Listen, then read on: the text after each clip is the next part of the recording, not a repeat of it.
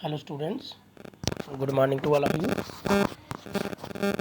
प्यारे बच्चों, आज हम अपने प्रीवियस चैप्टर को ही कंटिन्यू करेंगे।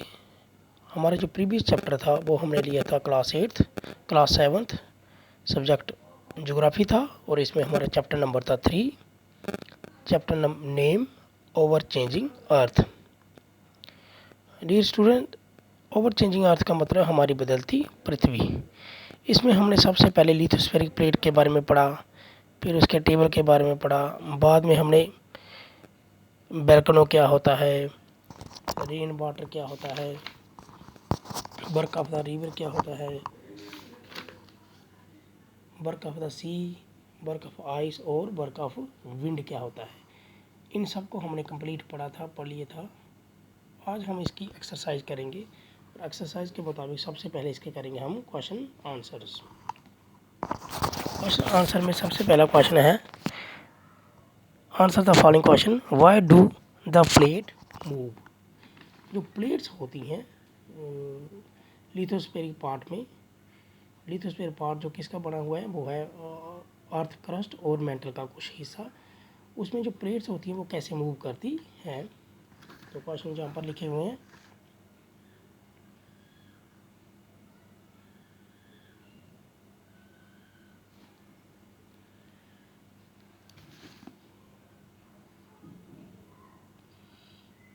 The movement of the molten magma inside the earth result in the movement of plates. अब जो प्लेट्स मूवमेंट करती हैं वो किसकी वजह से करती हैं, जो अर्थ के इनसाइड, अर्थ के अंदर जो मोल्टन मैग्मा होता है वो जब मूवमेंट करता है तो उसकी वजह से प्लेट्स मूवमेंट करती हैं। क्वेश्चन नंबर 2 है, what are exogenic and endogenic forces. Endogenic और एक्सोजेनिक फोर्सेस कौन सी है। इंडोजेनिक मैंने आपको बताया है, जो अर्थ के इंटीरियर पार्ट में मूवमेंट करती हैं, वो एक्ट करती हैं, और एक्सोजेनिक जो सरफेस ऑफ द अर्थ पर एक्ट करती हैं। The forces that act in the interior of the earth are called endogenic force. वो फोर्सेस जो अर्थ के इंटीरियर पार्ट में कार्य करती हैं वो कहलाती हैं endogenic force. And the forces that works on the surface of the earth are called exogenic. और वो फोर्सेस, वो ताकत जो अर्थ के ऊपरी पार्ट में एक्ट करती हैं, कार्य करती हैं, that's called exogenic forces. What is halogen. Halogen क्या होता है। एरोजन मीन्स कटाव कैसा होता है। एरोजन क्या है। Erosion is the wearing away of the landscape by different agents like running water, glacier, wind, ground water and sea waves। कहता है erosion वो प्रक्रिया है जिससे क्या होता है, ज़मीन का जो शक्ल है जो वो क्या होती है, इरोड हो जाती है, चेंज हो जाती है, बहकर कहीं और चली जाती है, उसकी एक अलग शक्ल और हो जाती है। और इसको इरोड करने वाले एजेंट होते हैं जो इसको इरोड करते हैं, ज़मीन की शक्ल को चेंज कर देते हैं। वो कौन से हैं, running water, glacier, wind, ground water and sea waves भी होती हैं जो इरोजन करती हैं। How are flood plains form. अब जो फ्लड प्लेन्स है वो कैसे बनते हैं।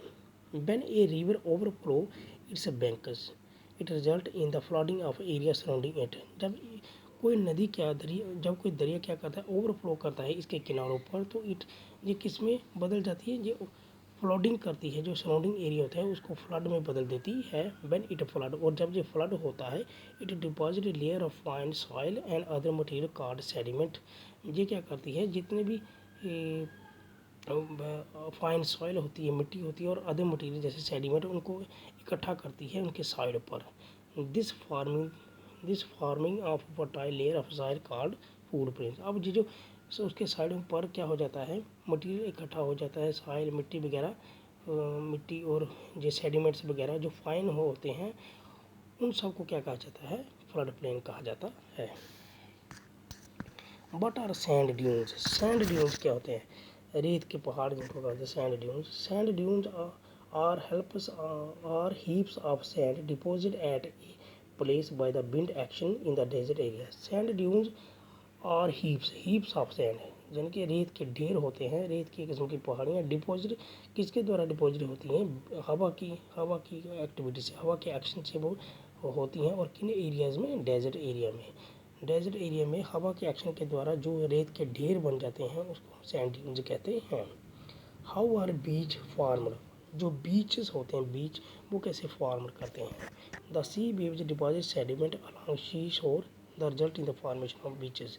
जो सी वेव्स होते हैं, जो समुद्र की लहरें होती हैं, वो क्या करती हैं, जितने भी सेडिमेंट्स होते हैं उनको समुद्र के किनारे पर इकट्ठा कर देती है। जैसे सॉइल हो गया, सिल्ट हो गया, मिट्टी हो गई, सेडिमेंट्स जितने भी उनको समुद्र के किनारे पर इकट्ठा कर देती है, जो किसकी जो बाद में किसका रूप ले लेते हैं, बीचेस का, जिनको हम सी बीच कहते हैं। जी पार्ट है but are the oxbow lakes. अब ऑक्सबॉक्स लेक्स किसे कहा जाता है? When the river enter the plain it twist and turn forming large bend known as meander. जब जो रिवर होता है, जो दरिया क्या होता है, वो प्लेन में इंटर करता है तो ये ट्विस्ट, ये मोड़ लेता है और टर्न फॉर्मिंग लार्ज बेंड, और बड़े बड़े बेंड ये बनाना शुरू करता है, जिसको हम मेंडर कहते हैं। In due course of time the meander loops starts to cut off the river. और कुछ समय वक्त के बाद क्या था, ये जो मेंढर होते हैं loops start to cut off the river, river को कट ऑफ करना शुरू कर देते हैं, रिवर से अलग होना शुरू कर देते हैं। अब जो कट ऑफ लेक्स होती हैं, जो कट ऑफ लेक्स हो जाते हैं, कट ऑफ जो पार्ट बन जाते हैं known as the oxbow lakes. जो कट ऑफ लेक्स जो होती हैं, जो झीलें बन जाती हैं, जो रिवर से कट हो जाती हैं, उसको क्या कहते हैं, ऑक्सबॉक्स लेक्स कहा जाता है। नेक्स्ट है tick the correct answer. Correct answer का जवाब हमें देना है, टिक करेक्ट है। Which is not an erosional feature of sea waves. इन तीनों में सी वेव्स का इरोजनल फीचर नहीं है। क्लिफ है, बीच है और सी केव है। ये कौन से हैं? बीच है। Erosional feature of sea waves which is not an erosional feature of sea wave. तो ये कौन से हैं? बीच है। The depositional feature of a glacier. Glacier जो डिपॉजिट करते हैं, जो फीचर एक बनाते हैं, उसको क्या कहते हैं? जो डिपॉजिट करते हैं ग्लेशियर, उसको कहते हैं मोरेन। ना बीच कहते हैं, ना फ्लड प्लेन कहते हैं, उसको मोरेन कहते हैं। पार्ट सी इसका आंसर है। Which is caused by the sudden movement of the earth. Sudden movement of जब अर्थ में होती है तो क्या होता है? वॉल्केनो फूटता है, फोल्डिंग होती है, जब फ्लड प्लेन होता है। तो इसका आंसर है वॉल्केनो, पार्ट ए।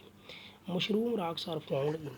तो मशरूम रॉक्स होती हैं मशरूम की तरह, वो कहाँ पर पाई जाती हैं? डेजर्ट एरिया में, रिवर वैलीज में या ग्लेशियर में?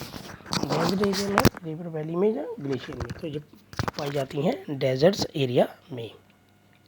Oxbow lakes are found in. Oxbow lakes कहाँ पाई जाती हैं? ग्लेशियर में, रिवर वैली में या डेजर्ट में? तो ये पाई जाती हैं रिवर वैली में। पार्ट 2 इसका आंसर है। नेक्स्ट पार्ट है match the following. Glacier, meander, beach, sand dunes, waterfall, earthquake, sea shore, mushroom rock, ice of rock, rivers, vibration, sea cliff, hard rock and desert. तो glacier क्या होते हैं? Glacier क्या होते हैं?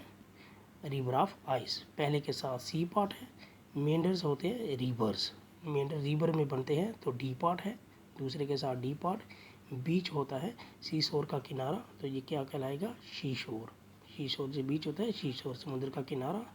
तीसरे के साथ ए पार्ट है। सैंड ड्यून्स होते हैं, सैंड ड्यून्स हो गया मशरूम रॉक। सैंड ड्यून्स क्या हो गया? सैंड ड्यून्स अब कहाँ बनते हैं? सैंड ड्यून कहाँ बनते हैं? डेजर्ट में, तो इसको हम डेजर्ट कह सकते हैं। इसके पार्ट आएगा, इसके सैंड ड्यून्स के, सैंड ड्यून किसके साथ आएगा? डेजर्ट के साथ, ये डेजर्ट में बनते हैं। तो फोर्थ के साथ लास्ट पार्ट है वाटरफॉल। कहाँ पर बनता है? Hard bed rock. वाटरफॉल कहाँ गिरता है? हार्ड बेड रॉक में। तो ये कहाँ? फिफ्थ के साथ आ गया जी पार्ट। अर्थ क्यूब का क्या होता है? Earthquake vibration of the earth. Earthquake होता है vibration of the earth. Earthquake के साथ ई पार्ट है। पहले के साथ है रिवर ऑफ आइस, दूसरे के साथ है रिवर, तीसरे के साथ बीच हो गया सीसोर, सैंड ड्यून्स हो गया डेजर्ट के साथ, वाटरफॉल हो गया हार्ड बेड रॉक, और अर्थ की हो गया vibration of the earth. Next part है गिव रीजन्स। गिव रीजन में पहला पार्ट है some rocks have the shape of a mushroom. कुछ रॉक्स की जो शक्ल होती है मशरूम की तरह होती है, वो क्यों है, कैसे है, ये रीजन देना है। In desert area wind erodes the lower section of the rock more than the upper section, which makes the base of the rock narrow and upper section wide, going into the shape of a mushroom.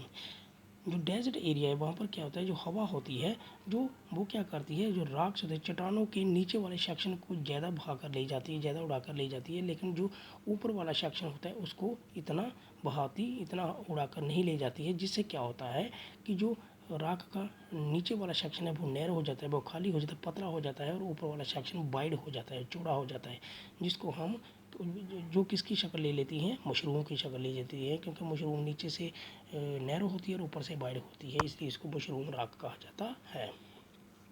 Flood plains are very fertile. जो flood plain होते हैं, जहाँ पर flood होता है वो plane very fertile जगह होते हैं। वजह क्या है? Flood plains are very fertile because at times when the river water flow overflow it result in the flooding of the neighboring area. This deposit of fine layer and other sediments at the bank of the river which leads to fertile soil.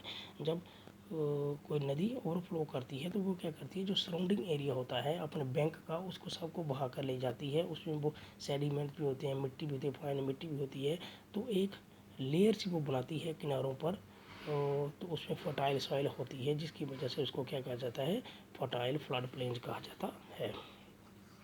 Building clapse due to earthquake. अब जो building claps होती है, टूटती हैं, जो इमारतें earthquake वो कैसे टूटती हैं? when the lithospheric plate move the surface of the earth vibrate, then vibration travel upward outward from the epicentre in the form of waves. कहता है कि जब अर्थक्वेक होता है तो लिथोस्फेरिक प्लेट क्या करती है, मूव करती हैं, तो मूव करने के साथ जो सरफेस ऑफ द अर्थ होता है उसमें वाइब्रेशन होती है, और ये वाइब्रेशन आउटवर्ड होती है, आउटवर्ड फ्रॉम एपिसेंटर, जी फोकस से बनती है और आउटवर्ड कहाँ करती है, एपिसेंटर में करती है, in the form of waves, in the form of waves की तरह ये फैलती है, वाइब्रेट करती है, which leads to the sudden movement of the result in the clouds. और जब ऐसी वाइब्रेशन होती है, वेव्स में वाइब्रेशन होती है, हिलती है ज़मीन, तो इससे क्या होता है, सडन मूवमेंट, अचानक ही बिल्डिंगों का टूटना शुरू हो जाता है। तो डियर स्टूडेंट, आज के लिए इतना ही।